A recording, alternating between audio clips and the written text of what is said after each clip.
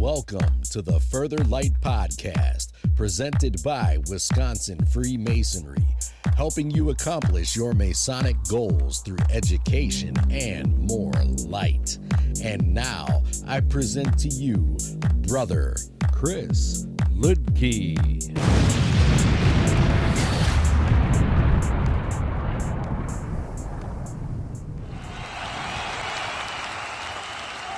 Listeners, scholars, brothers, this is Brother Chris Ludke, and today I want to explore Wisconsin and the Civil War.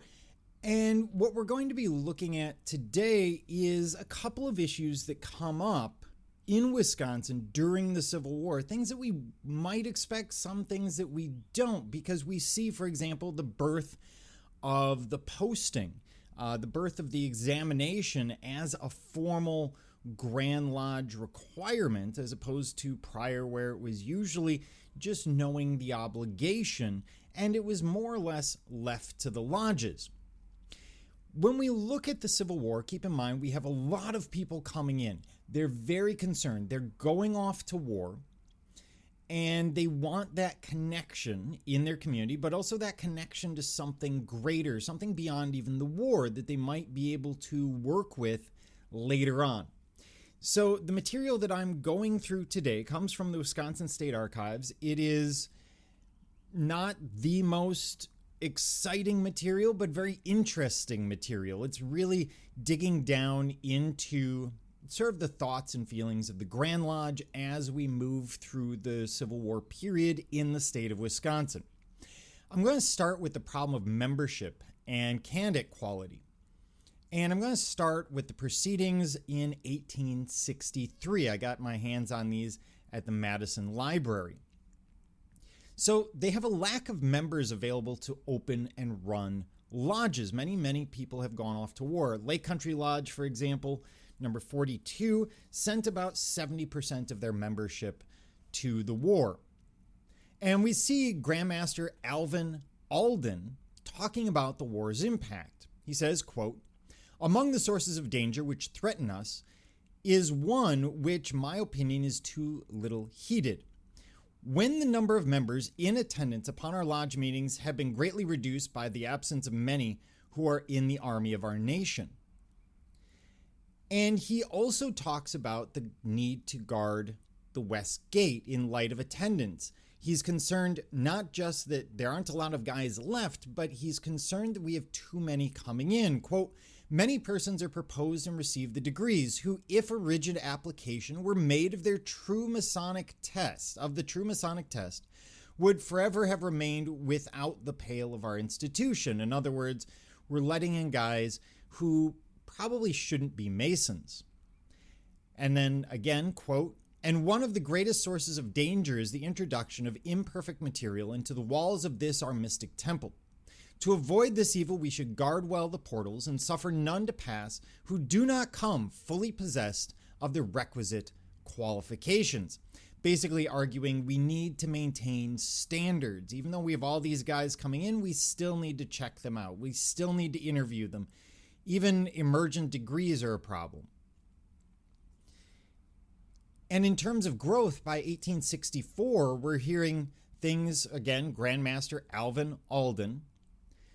"There never was a time within my knowledge when the craft was making such rapid additions to its membership as it has over the last year. In fact, the increase is to me alarming. I would most respectfully suggest propriety of so amending our Constitution as to provide for an increase in fees for conferring the degrees, therefore tending to defer those who may be tempted by idle curiosity to apply for admission." They're also concerned about the time between degrees. We have a lot of emergent degrees happening where someone's going through the EA, FC, and MM basically in a night. And we do see notes of that. And here we see him talking about the time and the degrees. "In the first place, it has been effectually accomplished, one object for which it was intended. It was a means of checking the rapid growth of the order which was so marked a feature last year, which excited fears in the minds of many for the prosperity and even permanency of this ancient and honorable fraternity. Instead of our lodges being so pressed with work as to require one and oftentimes even more special communications each week, imagine that, doing multiple degrees every week, and then being under the necessity of conferring several degrees in one evening in order to keep up with their work, now, with but few exceptions, our lodges are doing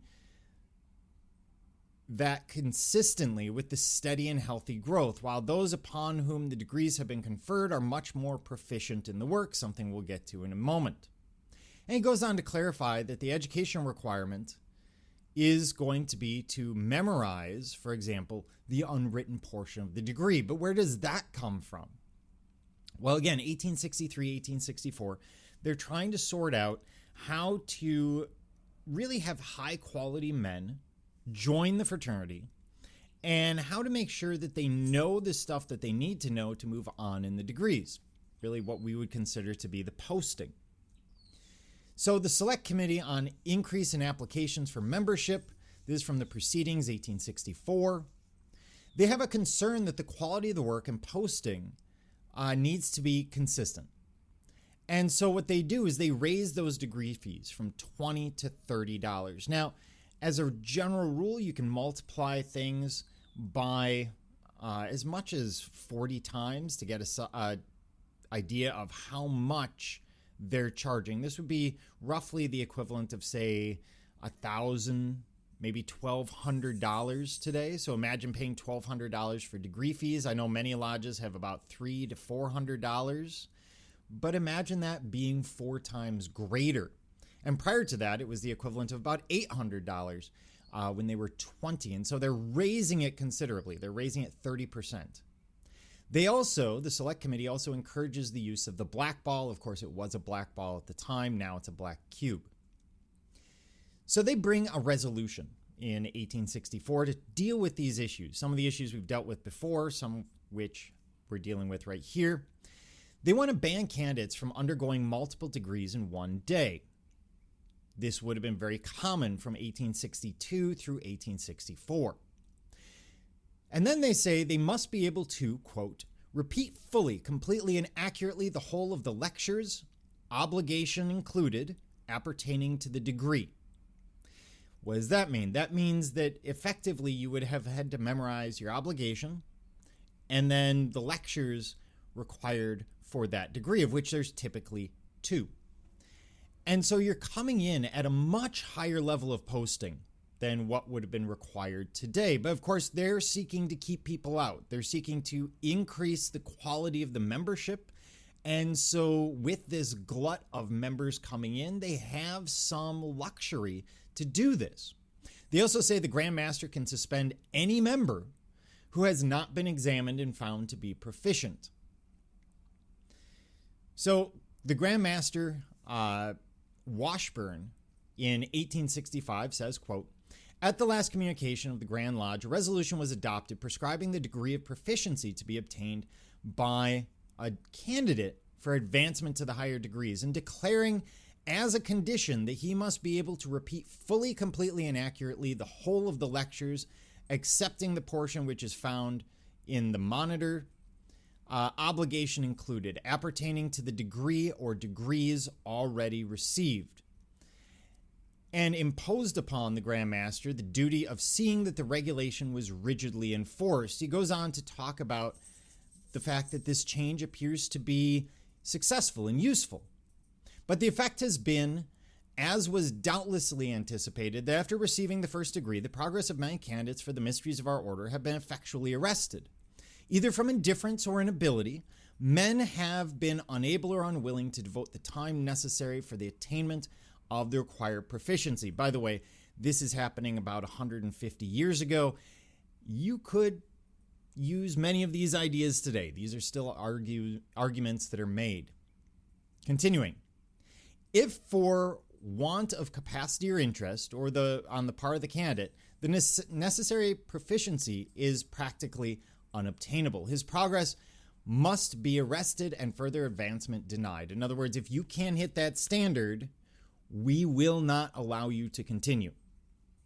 However, the standard was not as perfect as one might think. Continuing on in the same statement, If they are able to give the lectures substantially correct, if the ideas are all there, if their language is as exact and precise as the majority of men would be able to give after a thorough course of discipline, though not verbatim, in every important particular, in the language used by the grand lecture, it is enough. The stated goal of this new posting is to promote the general good of the order and make intelligent, well-informed Masons, is not to defeat itself or to prohibit the making of Masons at all. And so in the process of time to work out its complete annihilation. In other words, this isn't meant to stop everyone. This is meant to make sure that we have educated people. Now, the Grand Lecturer steps in as well when he's talking about education and growth in the proceedings in 1865. He again restates the 1864 resolution, validates the results as a practical benefit for the craft. In the first place, it has effectually accomplished one object for which it was intended. It has been a means of checking the rapid growth of the order, which was so marked a feature last year, and which excited fears in the minds of many for the prosperity and permanency of the ancient and honorable order. Instead, our lodges have been so pressed with work as to require one and oftentimes more special communications. And he goes on to basically say we've more or less fixed the problem, and then goes on to clarify that the educational requirement is to memorize the, quote, unwritten portion of the degree. In other words, the ciphered portion of the degree. What he's really referring to is the working lectures as well as the master's carpet and the obligation. So what we're seeing here is a couple of different things. Many of the concerns that we raised today for different reasons were there then. Oh my gosh, what if they can't memorize this? What if they can't put in the work?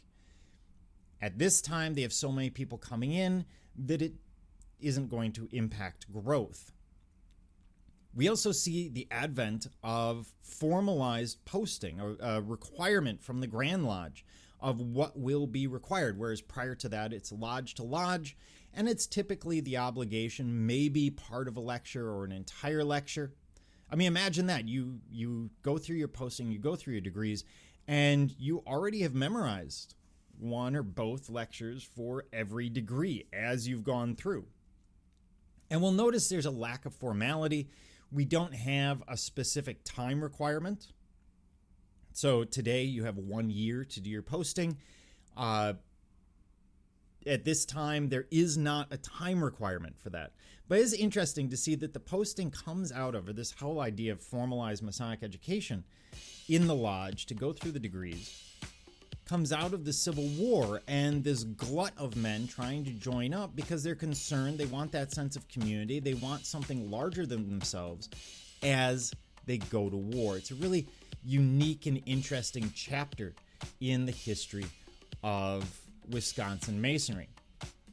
And with that, I want to thank you for joining me, Brother Chris Lickey, and the entire Further Light team on your quest to find more light through Masonry. Are you interested in learning more about Freemasonry in Wisconsin?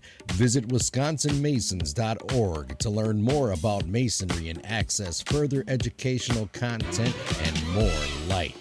Once again, that address is wimasons.org. Any questions, comments, or suggestions, please email us at education@wisconsinmasons.org. And thank you for listening.